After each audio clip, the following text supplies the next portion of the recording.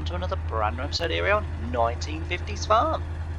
How you all doing? Hope you're all having a good day. Hope you're all well, and hope you're all safe. So yes, I've got the liquid manure spreader on today. We're going to go and spread some liquid poop on onto the grass field that we took the silage off. So we're going to go and do that and get that done today. It's a lovely winter's day, 5 degrees, but the sun is out, the sky is clear, it's very cold. We've got a low tonight of -6, and I don't quite know how it would measure. I think that's a high, isn't it? A high of 10 and a low of 6 actually. I was going to say that's the wind speed, but I don't think it is. I think it's a high of 10 and a -6. So and it's currently 5 degrees. I don't think it's going to reach 10. But yeah, so we're off, as I say, we're off doing the liquid manure spreading today. So that's the job. Normally I skip through the winters, but I thought, well, you know, to be fair, you know, sort of winter time, I'm usually, you know, digging poo out of the cow barns and different things, and you know, sort of feeding them. I think I did an episode, maybe the last episode, I can't remember now what order they come in, because as I say, I record quite a few episodes a day of different series. So I've been a little toe rag over the last few episodes of Sunny Side Up Farms, because I've sort of been recording these back to back for the week, and then I get to Sunnyside Farms and I'm like, hello everybody, welcome to another brand new episode here on 1950's Farm, and it's like, no. It's actually Sunnyside Up Farms that we're at. But yeah, so I forget which episode it was last week, and also as well, if it didn't go out, then it's one of those videos that I recorded, watched back. Ladies obviously saw it and gone, you know, so there may have been something in there that they were not happy with, and I thought, well, that's right in the middle of the bloody video and I can't really do much about it now because, you know, I've saved. So then the video itself doesn't go out, and I end up, you know, sort of doing another video, you know, with something else in. But I think I did do one where I was sorting out the cows and sorting out the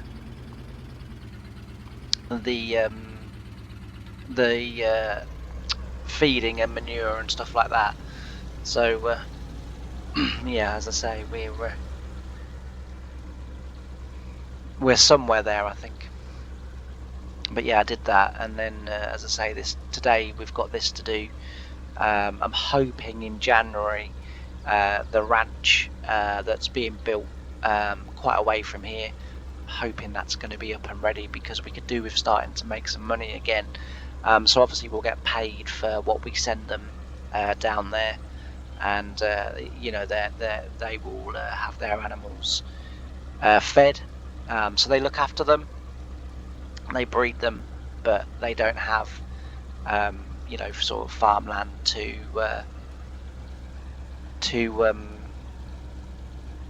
be able to you know, sort of grow the food and different things. So that's where Harry and the dairy are coming in, and as I say, we're going to grow the food on their behalf. So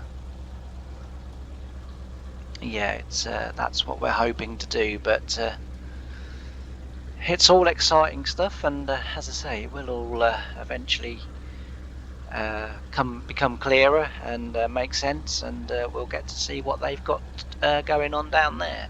But it just does mean that we'll be able to cycle through our bales a little bit faster, because I mean, some of those bales in that in the bale sheds are probably about 5 years old, because and that's one of the reasons why you remember last winter we put the new farm in, and we knocked the old one down and sort of put in the new one, and that was partly the reason why we did that, because obviously you know, I wanted to be able to use up the bales a little bit quicker, and you know, in order to do so, we needed another cow barn with another 100 cows in it.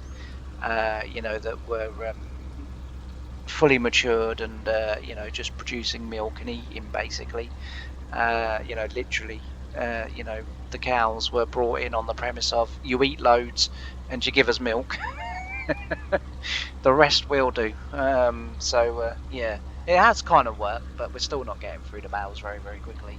And now that we're doing silage as well, then then it's another food source that we've got to get through. And the mistake that I made when I did the animal sort of the animal episode where I was sort of cleaning them out and refilling the straw and refilling the food trough was I filled the bloody trough right full with hay and then realised the silage was about to be become fermented and ready, and now I can't put silage in there. So yeah, that was a bit of a mess up on my behalf, but never mind. We'll get there. The silage will last us it's supposed to be a winter sort of type food. But I think our silage is going to be lasting through the summer, which doesn't matter because they don't go out to pasture. So if they'd have gone out to pasture, it would have been a little bit more of an issue. But the fact that our cows are agrophobics and they stay in all year round, shouldn't really make no difference whatsoever. So yeah, that's the crack at the moment. So, as I say, it's all good, and we are progressing very nicely. As I say, we are deviating ever so slightly now away from sort of real life, not dramatically, and we're not going to wander too far off. But as I said before, it is a game, and I have to try and keep things a little bit interesting and fresh and new and do new things and what have you, because. I mean, I don't know how everybody else feels, but I'm a bit worried that this save will become a bit repetitive. Do you know what I mean? So we're introducing new things. We will introduce new crops and new machinery. And some of the machinery that we introduced wouldn't have been around in 1950. But it would have been a similar type machinery, even though the mod itself is a more modern day version of an old thing. It'll only be an episode or so, just to, as I say, just do things a little different, at times, and to just have that little bit of variety. But we're not going to wander too far away, because as I say, we set out sort of trying to do Harry and his farm and all of the things that he and his family did, that's what we're looking sort of to do. But at the same time, as I've said, it is a game, and obviously when you're making content you have to sort of be flexible, I think is the best way to put it, and that's certainly what I'm going to be. I'm going to be flexible. I've missed quite a bit of grass in it, I'm not very happy about that. I'm not very happy about that at all, but never mind. Yes. So, as you know, Tuesday's episode is usually a chatty one, and I thought today could be no different. I thought today could follow the same path, sort of a mixture today of things that have been going on in my life over the last few days, and also there'll be some farming related stories in there as well. The sort of a bit for everyone really, because I've had a couple of people message and say, I quite like hearing about your life and the things you get up to, and you should start vlogging it, and you should start doing this, that and everything else. And it's certainly something that I would like to start doing, that is for sure. Just again because it brings a little bit of variety to the channel as well. And I tried to do it a little bit on Sunday, but I kind of felt a bit of a prat. I gotta be honest. So as you know, I've got this new phone, right? I've got this new phone for the sole purpose of being able to do some sort of vloggy type videos on my little trips out and about, right? And decided that last weekend was the weekend that I really should start trying to get out and about and doing it, right? So spent all of Saturday. I've had the phone now, what, 3 weeks? So Saturday, I decided to finally get the phone out of the box and have a look at it, right? I know, right? So I get the phone out, I set it up, right, and I'm all set, right? So Sunday, I'm thinking I'm going to go racing, but I'm going to go quite a long way away, right? Phone's got obviously Google Maps built in, it's fantastic, and I'll be able, to do this. The car's got inbuilt sat nav, but it hasn't been updated for about 15 years, and so a lot of the times, as I've said before, it sort of thinks I'm driving through fields when I'm obviously on, sort of roads, but it thinks I'm driving through, sort of fields and God knows what else, right? So it's not always the most helpful thing because it continually is telling me to do a U-turn or to get back on the highway or whatever, as if like for some unbeknown reason to myself, I've decided that, Dad, we could use the roads, but we're in a 4x4, we could just go across the fields. But yeah, so I thought, well, I get a posh phone, and and I'll be able to do some vloggy type videos, and I'll be able to do this, that, and the other thing as well is I don't really know how to do them. It's like, literally, do you just hold the phone a little bit away from you and just look at it while you're talking and walking, or like? And I'm kind of like, I'm just thinking like, this is all new to me, like this is all foreign to me. I'm 43 years of age, and but for me PC, I sort of don't really ever get involved too much with technology, because it's not that it scares me. I just sort of know I won't use it in the correct way, or in the most, in the best way, sort of thing. So I kind of sort of like, anyway, so decided I was going to go to Hensford, right, which is sort of Derbyshire side of Birmingham, right? But I said to Google Maps, I said, I don't want to go on motorways and I don't want to go anywhere near toll roads, right?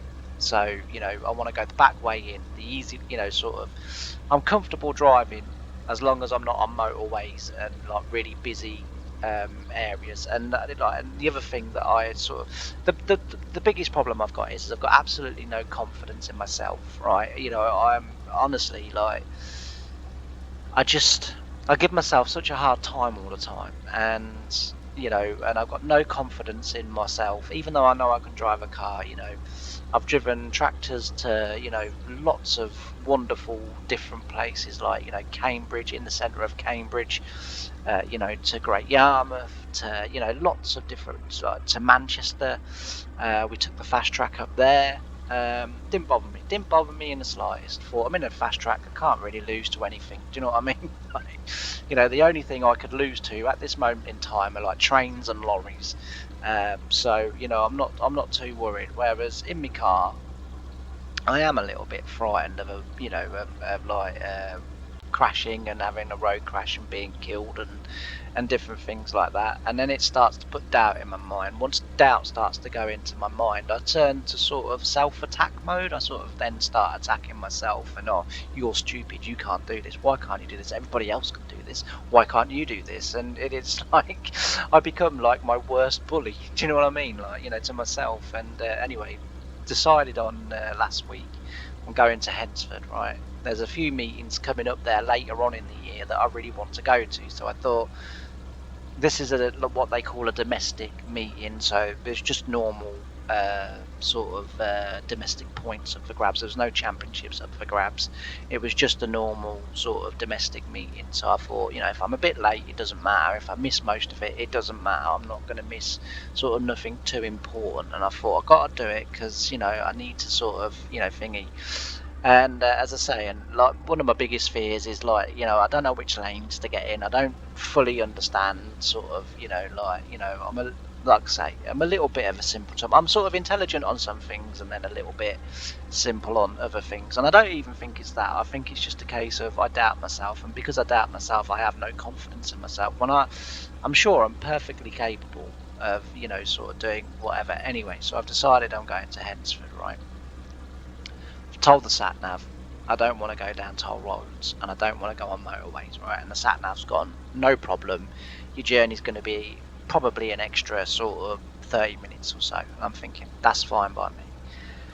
So I was due to set off at 9:30 in the morning. Needed to be there for 1 o'clock. It said 2 hours and 45 minutes. I was thinking if I set off at 9 or 9:30, it will be grand. Like I'll get there. Anyway, I didn't end up setting off until 10:15. I know, right? And so I already know I'm going to be probably late. And for probably the first hour and a half, absolutely fine. You know, drove through.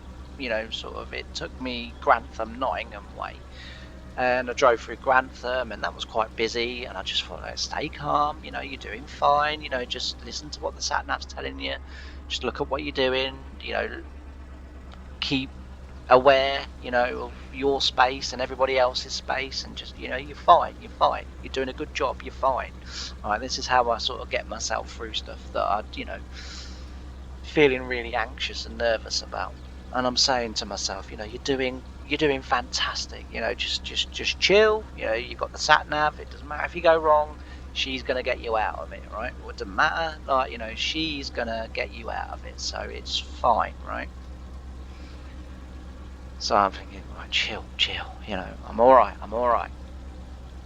And anyway, we get through Grantham. We're now, you know, going on the A52, I think it was, to Nottingham.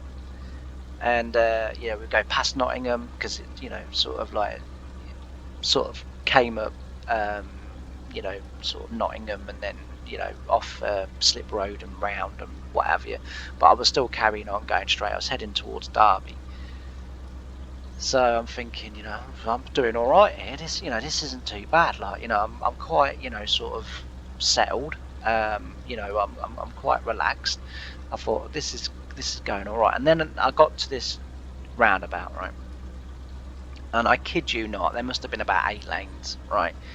Now, as you know, I've got cataracts, and I've been eye tested for legality of driving.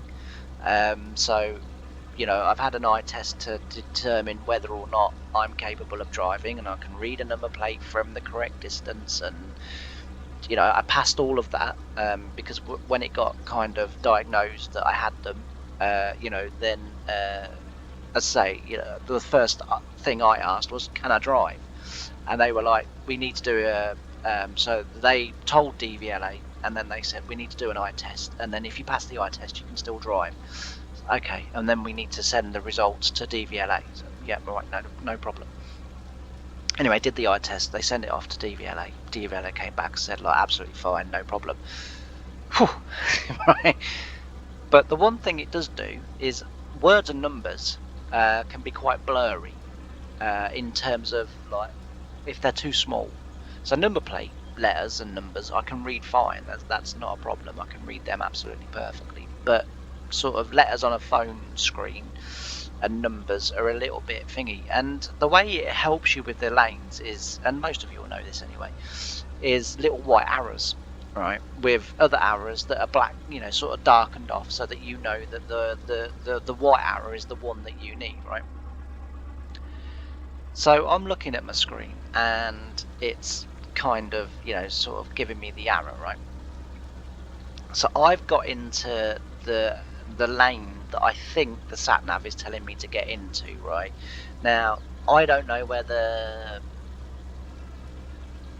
something has changed, whether I did something wrong, whether I could have carried on going straight, but it looked to me like my lane was taking me a completely different way, even though I was in the lane that you know, the sat nav was sort of saying I could get in, but it was quite blurry, and that's the problem, you see. So anyway, I've ended up going the wrong way, and as soon as I took a wrong turn in and realised that I'd taken the wrong turn, that was it. I started hating myself. I was like, you know, I was criticising myself, I was beating myself up, I was being like really awful to myself. And you know, the thing is, the sat nav took me like a minute down the road, made me turn right again.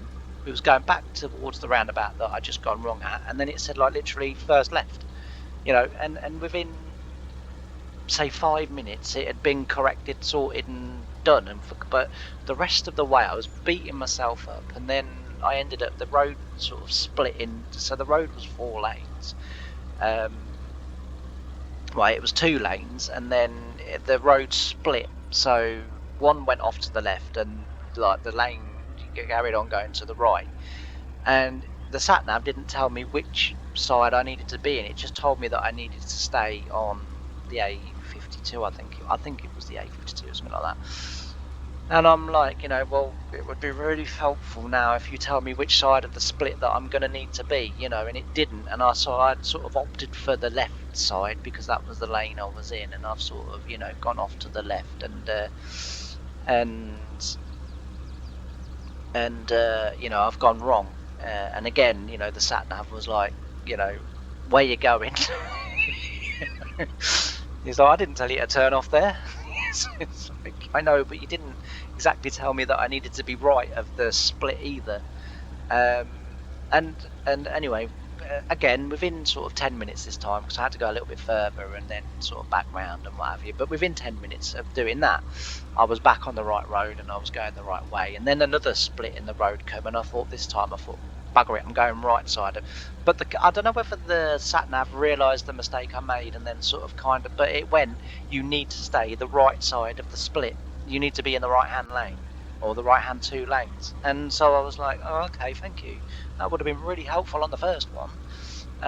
So I don't know whether it adapted, or to me, and sort of kind of thought, hang on, we've got a complete fucking idiot here. We better bloody walk him through it, sort of bit by bit. But anyway, it gets to Hensford, right? A track I've never been to in my life, right? It's in a quarry, right? So I get there, and I says to the guy, I says, have you got any disabled parking, mate? I said, only, I'm disabled. And he was like, you should have been here a lot earlier for that. I said, I got lost. So he goes, no, I haven't, mate. He said, sorry. He said, all you can do is park in the normal area. Said, oh, okay, fair enough. So anyway, I'm parking in the area. Anyway, I get in the car, I get, parked up and what have you. And I had no idea where to go. And because I was a little bit late, there wasn't really anyone going into the stadium, you see. So I get out and I said to this bloke, I said, excuse me, mate. I said, how do I get to the track? And he sort of looked at me and he went, well, through the entrance. And I went, well, yeah. I said, no shit. I said, but where's the entrance? He was like, have you never been here before? I said, nope. I said, I've never been here before. I said, hence the reason why I'm asking you which way I go. And he said, he goes, you go up there. He said, and then you do a left. He said, and then you'll see the entrance right in front of you. So I was like, oh, thank you. I was like, that was so easy. Could have just done that in the first place. So I gets there. Anyway, I gets to the turnstiles, and the lady says to me, like cash card, and I said card and what have you. Fair enough, And anyway, I gets in. I walks through the bit, and then I said to the lady, I said, I've never been here before. I said, where do I go? So she said, just straight ahead. She said, and then just follow the railings. So I said, yeah, thanks. I said, no problem. Straight ahead I went, followed the railings, got round the corner, and there was this sheer climb. I kid you not, and I'm looking at this thinking, well, I ain't getting up there. So I've gone back to the lady. I said, excuse me. She said, yeah. I said, I've got a really serious heart condition. I said, there is absolutely no way on earth I can walk up that hill. So she went, so I guess you're going home then. I said to her, I said, that's not very helpful. I said, have you not got a vehicle that can help me to get up there? So she goes, well, no. So she said, you either walk it or you don't. So I said, why on your website? I said, because I did check out your website. I said, to kind of see whether there was anything I needed to know as to, I said, did you not put it's a sheer hill? I said, you put that it was in a quarry. I said, so I understood that there was probably going to be a hill. I said, but it also said there was sort of viewing where you didn't need to go down the hill. She said, yeah, but in order to go down a hill, you need to get up a hill. So she said, this is up the hill. So I said, well, I can't get up there. I said, and I've just spent 22 quid getting in here. I said, all because, I said, if it had said, on the website, by the way, when you paid and you go in, there's quite a steep climb, I wouldn't have come. I said, because I wouldn't have been able to have made the steep climb. So she said, I don't really know what you want me to do about it. I said, well, if you like, I said, you must have like vehicles that go up and down that hill. So I said, like, could I just not pitch a lift? And anyway, eventually, so she was like, she goes, well, she said, just wait, bear with me. So anyway, this 4x4 comes and they get me up the hill, which was really good. So I'm like, oh, thank goodness for that. So I then get to the top. Well, I get to the top and I get my phone out, right, and I'm looking. And like I say, with my cataracts, numbers look a little bit blurry, right? And I've looked at my phone and I'm sure the battery said 23%, right? And I was thinking, how the hell am I going to get home with 23% battery? I was thinking, like, that is just, like, not going to happen. And I thought, everywhere I've come today has been newly built because they're still building it. My car sat-nav is going to have absolutely no idea about any of that. And plus as well, my car sat-nav's going to go, oh, I know what we'll do. We'll go down the motorway, down the M2 to Birmingham. We'll carry on going to Coventry towards Milton Keynes, and then we'll turn off to go towards Peterborough. I'm thinking, I'm going to have to do the motorway, and I started to sort of really worry about it and really sort of start thinking about it. Then I tried to do a slight vlog. And I got the phone out and I'm sort of talking to the phone and people are looking at me and I felt a right prat. So I then put the phone away and I'm thinking, this isn't going so well. I had it all planned today. I was going to drive here. It was all going to be brilliant. I thought I'm going to be able to, sort of do me vlogs and sort of chat about, in between the races and what have you, while there's, there's usually about 5 or 10 minutes between each race while they sort of clear the track and get the next lot of cars out and get them lined up and gridded up and what have you. And I thought, in between time I'll be able to do some vlogs, and then when I get home I'll be able to plug my phone into my PC. I'll be able to, convert them. But I was really fixated on this 23%, right? And I hadn't got my phone charger, so that was rookie error number 1, right? Didn't take my phone charger with me. And so I'm sort of like thinking, oh, what the hell am I going to do? I'm thinking, oh, this has gone so wrong, I thought. And then I thought, my phone battery, obviously I can't use the phone now because I don't want to use the 23% up, because God forbid if I break down or crash or whatever, I'm not going to have no way of being able to ring anyone for help. And all of these scenarios started to run through my brain, right? And from nowhere, my brain goes, yeah, think about it. If you was to suddenly go blind, you wouldn't be able to ring anybody. And I'm thinking, that probably would be fairly low down on my list of worries if I've suddenly gone blind. And then I'm like, James, why are you thinking this nutty stuff? And it's like, and like literally the rest of the afternoon. So I saw about 4 races, worried myself that badly that I had to get back in my car to go home. So I get to the hill and I'm thinking, well, I can go down the hill. Well, I was able to go down the hill, but not very steady. Just like straight down. So the bloke says to me, he says, hey, just nip into the car, mate, you coming back in? So I said, no, I'm going home. So he goes, oh, fair enough. He said, like, there's still half the meeting to go yet. I said, yeah, I know. I said, my phone's only got 23% battery. I said, and I've got about 4 hours to travel. I said, I need to start making my way home now. I said, because if I've got to try and find my own way home, I said, I ain't got a bloody chance in hell, mate. I said, I could be driving for the next 15 hours. And he goes, what? He goes, at least stay and watch the racing and then do it. He said, it ain't going to make no difference between now and then. He said, naturally, if you stay and watch the rest of the racing, he said, there'll be less traffic on the road. He said, I know it'll be busy around here getting out of the track. He said, but once you get away from the track, it'll be less traffic. I said, that all makes perfectly good sense, mate. I said, and a very sensible suggestion. I said, but I just want to go home. I've had enough of today. And so I jumped in my car. Anyway, I get in the car, right? So I get in there, and I thought, well, I'm going to have to set the sat-nav up. I thought 23% has got to last at least an hour, because, to get me back on the right, thinking the sat-nav was going to take me the same way that it brought me, right? Because I was thinking, all I've got to do is get onto the that road, I'm thinking, and then just keep heading to Nottingham. When I get to Nottingham, I should start to see signs for like Grantham and like places. And I thought, if we can get to Grantham, I thought then all I've got to do is then look for signs like, sort of like Lincoln, Skegness, I'm thinking, and then if I can get, even if I have to drive all the way over to Skegness, I'm thinking at least I'll be able to get home from Skegness. I thought I know my way home from there, so I thought, so this was my plan, right? So I'm thinking if it can just get me enough to get me back on the Nottingham Road, I might be able to do it myself. I'm just thinking, like, and I was like really anxious, and I was like shaking, and I couldn't breathe, and like and sort of in my head I was sort of saying, James, you got to chill, you got to relax, mate, because this is when you're likely to make a mistake. This is when you're likely to have a crash because you're fully up. I was really annoyed that I'd spent 22 quid and missed the racing. Lord knows how much diesel I'd sort of spent trying to get there. Do you know what I mean? Like, so I was really, really annoyed with myself, like, and really, really upset. And anyway, gets in the car, starts to come back, and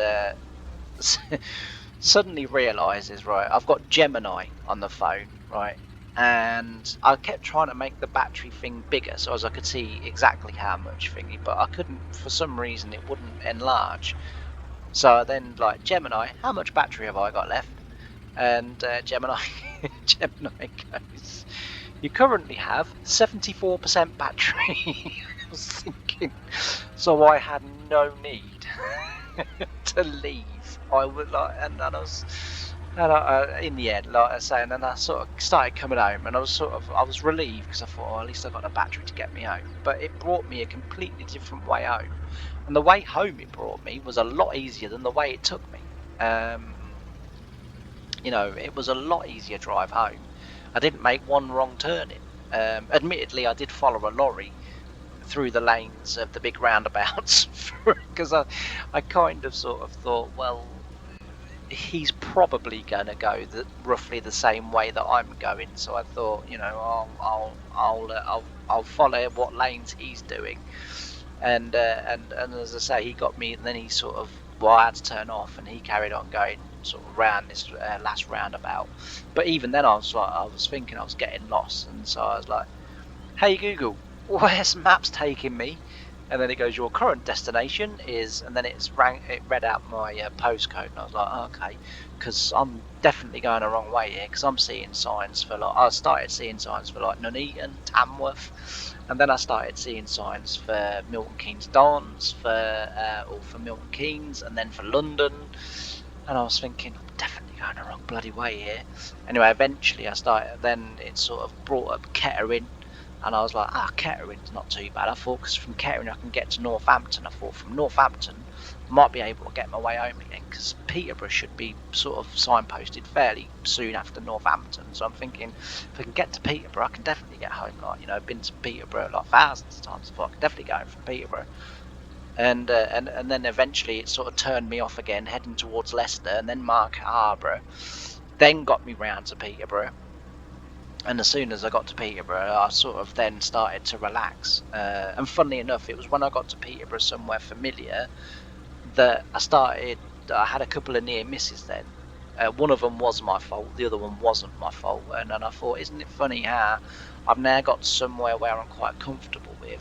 Clearly my concentration has dropped considerably. And now I've driven on some pretty big roads, around some pretty big roundabouts, and sort of not had one near miss. And now I've got somewhere where I know, and I'm having a near miss. But anyway, so I was like, Sunday, I was thinking, when I got home, I was thinking, people like me just have to accept that we're not supposed to be doing the things that other people take for granted and do, normal. It's just like, I'm clearly not capable, I'm clearly not clever enough, I'm clearly not this, I'm clearly not that.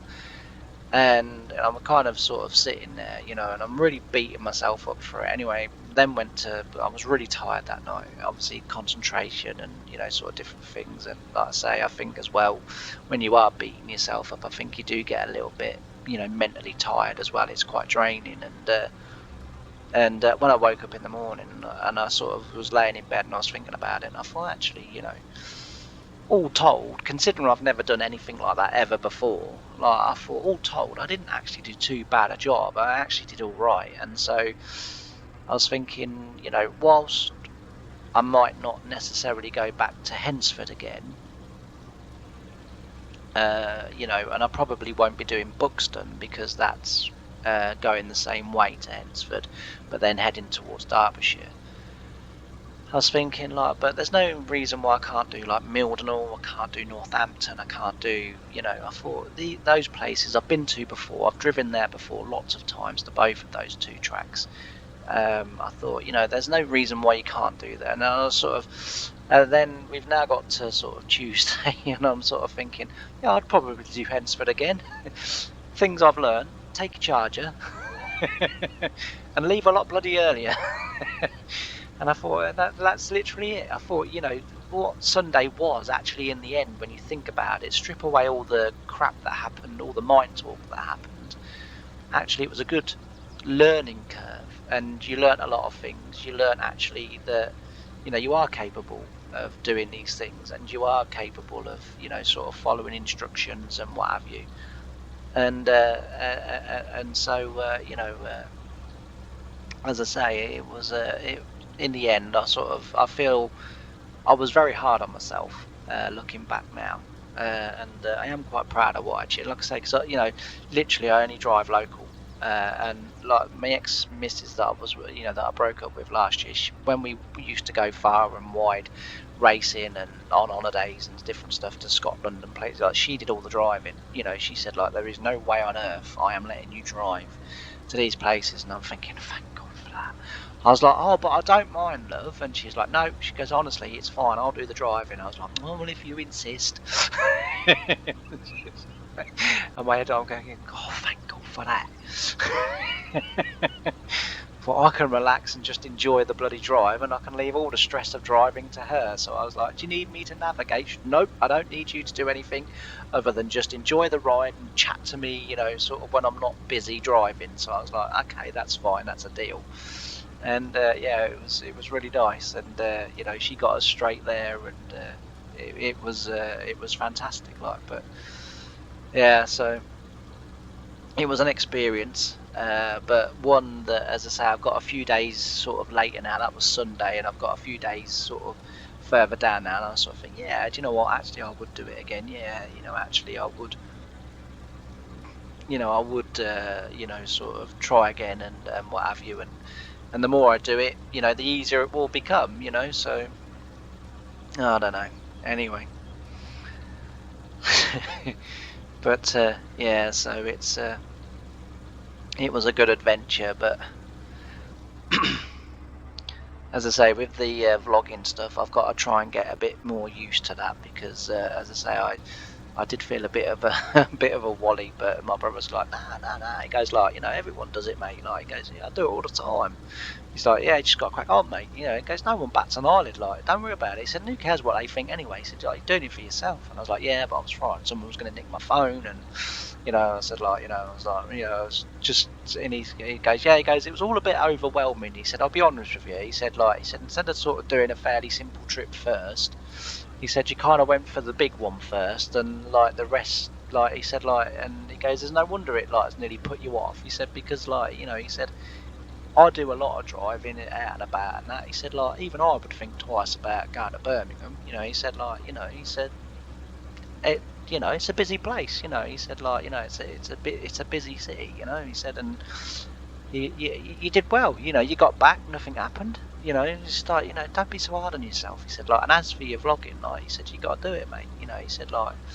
He said, he said, I ain't being funny. He said, I love listening to your stories. I love listening to you just rambling on. He said, like, you're funny, He said, you're amusing, you're entertaining, He said, like, you just got to do it. He said, like, you talk into your bloody microphone. He said, like, to your TV, and when you're recording your farming videos, he goes, like, this time you're out and about, So I was like, yeah, I know. I said, it's just all new to me. I said, but I want to do these things. I said, like, because I think it'd be pretty cool to do,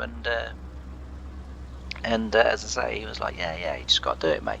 He said, like, just do it in the living room to yourself, like, and get used to, sort of do it. But I was like, yeah, I don't really know what to do. He's like, just hold the phone and look into the bloody thing and talk as if you're talking to me or whoever, like, So I was like, yeah, I said, but you feel a bit of a prat now, don't you? He goes, don't worry about that. He said, you are a prat. He said, like, he goes, he said, yeah, don't worry about any of that. So yeah, that's what we got to try and do,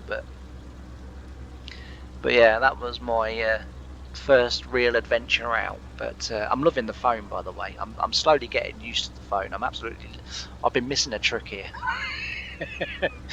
I've definitely been missing a trick. This phone is. I'm like, wow, can I do that with this?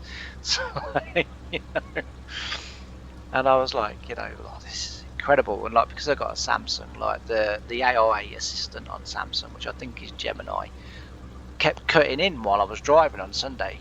Do you need a rest? Do you need a coffee? There's cafes and garages, not far from your current location. And I was thinking like, no, just carry on. And we need to get there for 1 o'clock. And then it was like, and and she was like, she goes, well, not she didn't come out and say, well, you ain't getting there for one the way you drive, love. But it was kind of like the sort of feeling that I kind of got from it, when it's sort of like, no, we need to be there for one. And it was like, I could almost hear Gemini going, cutting this a bit fine, mate. But yeah, so anyway, so I also at the beginning promised you that there would be a little bit of sort of farming stories in there as well. And sort of on Saturday I was out and about, and just sort of having a little walk and that, and just trying to get a bit of exercise, because as I've said before, like, I'm getting sort of grossly overweight. And my heart surgeon has basically said to me, look, God forbid a heart should come available, you're not actually at this moment in time, you're too fat for the operation, we wouldn't do it. You need to lose a bit of weight, you need to start sort of doing a little bit of gentle exercise, you need to start being a little bit more active. So I was like, okay, fair enough. I said, but I said, it makes me feel like this, it makes me feel like that. And she's like, yeah, but you need to do it. She goes like, I know how it makes you feel. She said like, and there is a chance that you will cause your heart just to stop. She said like, that is what sort of stage sort of 2/3 heart failure is. She said like, but you still got to try and do it. So I was like, but it doesn't fill you with a lot of confidence, though, does it? When your surgeon's saying, yeah, your heart, well, probably will stop or could stop or whatever. And I said, like, you don't exactly inspire you to get out, does it? I said, it inspires you to sit in your chair, don't do nothing, and eat Chris and feel sorry for yourself. Which I don't eat Chris. I'm not really keen on Chris, so I don't do. And I'm really keen on chocolate either. So the things that I tend to eat quite a lot of. Like apples and like bananas and stuff like that, but because I don't move, obviously what I do then eat, if I, it obviously doesn't never burn nothing off. But anyway, I digress slightly. But so Saturday I'm just out, having a little local walk, and I see one of the lads that I used to work with on the farm, and in the field, and I sort of just stood looking, watching him go up and down. And I think he must have recognised me. And anyway, he sort of drove over. He said, "Come on, Jimmy." He said, "Get on." He said, "Let's have a ride, mate." He said, "I ain't seen you for a long time." So I was like, "Nah." I said, "Has been a long time, like." And anyway, we're sort of getting on, and he reminded me of a couple of stories. So he said, "Do you remember what happened in this field?" So I said, "Remind me." I said, "Because quite a few things happened in this field." He said, "Well, you name one of them." So I said, so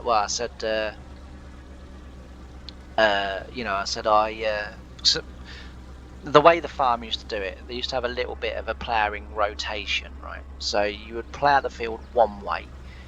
If the field was big enough, you would plough the field one way one year, but then you would plough it the other way like the next year. Or another way that sometimes they would do it. So if you started from left and went right, you would then start right and go left, and then you would go from bottom to top and then top to bottom. So that you're constantly sort of moving the soil around and stuff. I mean, they don't do that now because they're on CTF now. So now everything goes in the same direction in the same wheelings every single time, like so. They don't, but when I was there, because like I ploughed the field in the wrong direction, I got the fields muddled up, and I basically, instead of ploughing it from bottom to top, I ploughed it from right to left, which it had been done the year before. They'd ploughed it from right to left, and to them it made big difference to me. I couldn't really see the issue, but it's not up to me, is it? It's their farm. It's what they want. And so I said about that. He said no. He said when we were teaching you to drive the Lexion, he said the first year you was here. So I was like, yeah. I said I remember what happened in this bloody field. He said actually, he said I bet we're not too far from the area where it did happen. So I said no. I said I bet we're not.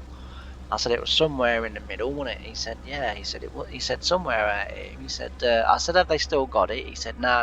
He said they've drained it all now. He said like they sorted it out. He said after like the combine went down. So the year I joined, the farm had 2 brand new Lexion 770s. They already had a 770, but they bought another 2 brand new because they'd taken on quite a bit more land. And not only that as well, but the sort of harvest windows were getting shorter and shorter and shorter because we're getting a lot more rain in this country and what have you. So the windows were getting shorter and the land was going up. So they bought another 2, right? And as I say, they had the older one. Well, the older Lexion became the floater combine, which just sort of went here and there. And the 2 brand new ones were driven by 2, permanent drivers. It was their combines basically. But the 3rd combine was a floater, and I'd gone there, and they'd like, have you ever driven a combine? I was like, yeah, I've driven a John Deere T540, I think it was 540. It might have been a 450. I can't remember now. And I said, and I've also driven an S series John Deere and a New Holland CR1090. So there's like 990, sorry, not 1090, 990. So there's like, bloody hell, where did you drive that? So I said, Worths. I said, my uncle worked at Worths. I said, and he was the combine driver there. I said, and I used to go up when they were sort of quite away from the farm, and I used to go up and have the day driving the combine. And I said, like, I loved it. So I said he was always in the cab with me. I said, and on the other farm, I said, like, I only used to sort of do it for 20 minutes, half hour, while the guy that was the combine driver, I said he had a bag, a stomach bag. I said, and he used to go and change it every few hours. I said, and like when he go back to the farm to change his bag and everything, I used to drive the combine in that period, so the combine was still moving. So they said, like, yeah, all right, fair enough. So you've not really got a lot of experience. So I said no. So they said, right. So they taught me to drive the combine, and I knew the basics. I knew, excuse me. I knew the basics. I knew, the principles and everything. It was just a case of what button does what, and the settings and the computers. Anyway, after about an hour and a half, I'd sort of basically got it, and I was like, yeah, I think I can do this by myself. So I get into this field, right, puts the header on, and I starts going around the headlands, and I'm sort of, I'm in this field, and I start landsing it up. Now I know you keep the auger to the side you've always cut, right? I know that. I've known that since I was like 4, right? But this one bloody time, I was in the field, right, and I thought, I can get back to the other end without needing to empty. I thought if I could just get back, I thought that would work out right then. Because I thought if I've got to go all the way down there just to keep the auger in, sort of basically, sort of pointing into what I've already combined, I thought I've then got to up that end of the field because it was quite a sharp gorse, and then it went round sort of like a forest area. I was thinking, like, I've got to drive all that way back. I thought it just seems like a waste of time when I could literally just combine that way, and I'll be roughly where I need to be the other end of the field, sort of thing. So that's what I sort of thought, I'll just combine this, but of course the auger was into the crop, you see, so God forbid should something have happened, I couldn't unload. Well, something did bloody happen. So I'm driving along, right, and I've got probably I would imagine the tank was at about 75-80% full, right? So the lights come on, and the tractor drivers then come on to the CB and said, why the hell are you going that way? Your light's on. I said, it's absolutely fine, don't worry. I said, I can make it to the other end. I said, I've been counting how many percent this gives me doing this run. I said, I can make it to the other end. I said, we'll just unload on the end. So I said, like, if you just sort of get yourself in a position, and then I'll come alongside and I'll unload. Yeah, all right, yeah, fair enough. Yeah, fair enough. If you know you can make it, that's fair enough, like, sort of thing. And the whole time my head's going, do you know what, just say to him, no, I'll tell you what I'm going to do. I'm going to back out, leave enough room for you to get alongside, and then we'll unload it. And I was thinking, no, I can make it. I don't need to stop. I need to, do a really good impression today. Well, I made a bloody impression, all right, because I'm literally driving along. As I say, the tank's getting a little bit fuller, obviously, as I'm going, and the tracks just, well, the tracks and the back wheels just literally disappeared. It's just, I was driving along, and then suddenly it just went down, and because obviously like it got into a really wet hole, and I was stuck solid. I tried like reversing out, and I was absolutely stuck solid. I've got a full grain tank that has kind of sort of, the grain, a few little bits of grain had sort of, like a light shower on the cab, and I was thinking, oh God, no. I thought, shit, why, oh why? I was thinking like, I'm gonna get into so much trouble for this, Jesus. So anyway, the tractor driver says to me, he goes, I think you're stuck. Because he'd sort of driven alongside, and he sort of, because it bent all the steps, it bent quite a bit of the header at the back, like where the front of the combine had gone down, and obviously the header had stayed on. Well, because it had bent the, where it joins, and that did like twisted the frame a bit. And I say there was damage at the back of the combine as well, and I mean it had proper gone in, because I had a full grain tank, virtually full grain tank, and I just said to him, I said, mate, I said, I've got to be honest, mate, I said, I'm not really in the mood for a joke right now. I said, and that isn't very amusing, is it? I said, I clearly know I'm stuck. And he was like, you'll have to ring Adrian. He said, I'll have to get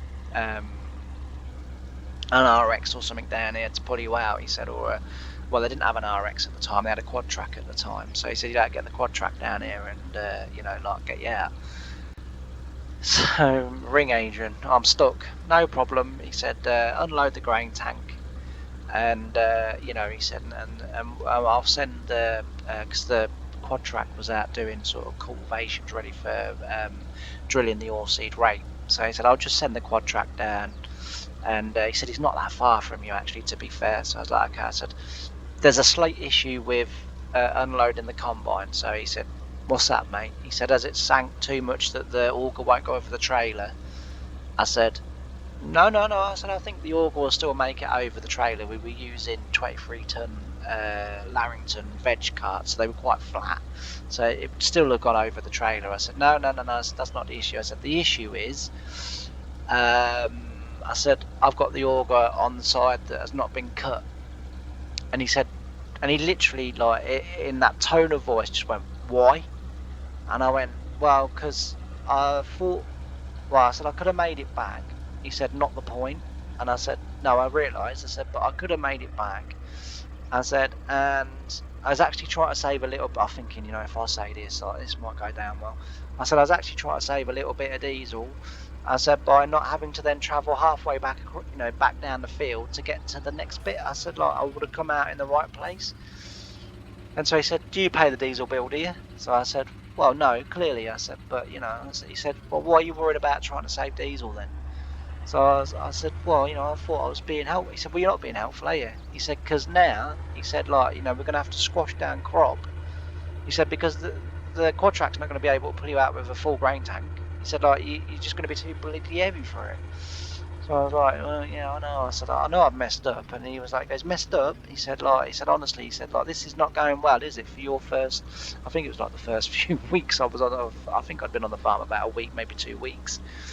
And it's just kind of like, it's the first time I've been on the combine, and I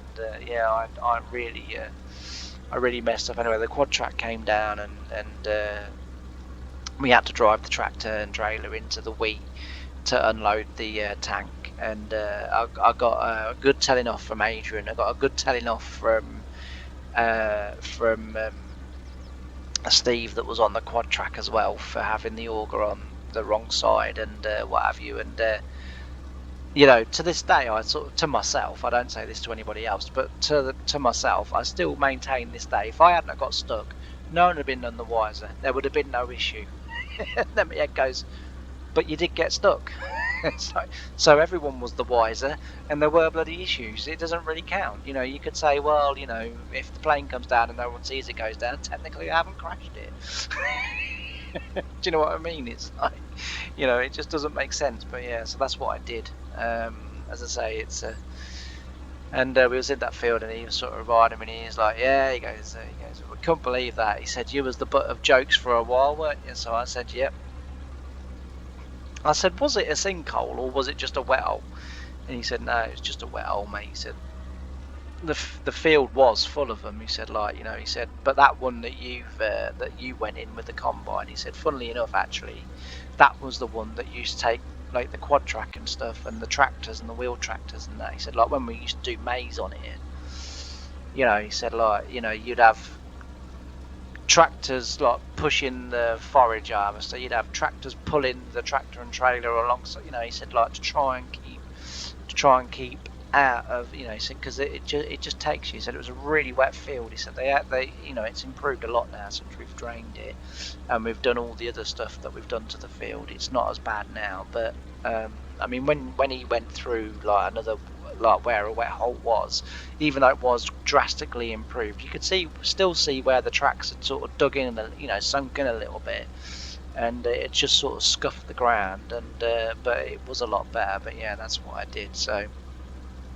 I learnt my lesson thereafter, because for whatever reason they fixed the combine. Well, obviously they were going to fix the combine, but for whatever reason they sort of like, well, you are our floater driver, you're going to drive it, but don't you ever do anything like that again, otherwise you won't get to do anything exciting on this farm. You'll just stick to yard jobs like sweeping up and shoveling corn with a spade and or shovel. So it's like, do it properly or don't do it at all. So yeah, okay, I'll never do that again. And I didn't ever do it again, even when it made sense to. I just like, no, I'm just gonna do it this way. I don't pay the diesel bill, I don't pay the repair bills, I'm doing it this way. So that's what I ended up doing. But yeah, anyway, I hope you've enjoyed this episode, and if you have, don't forget to hit that like button, it really does help.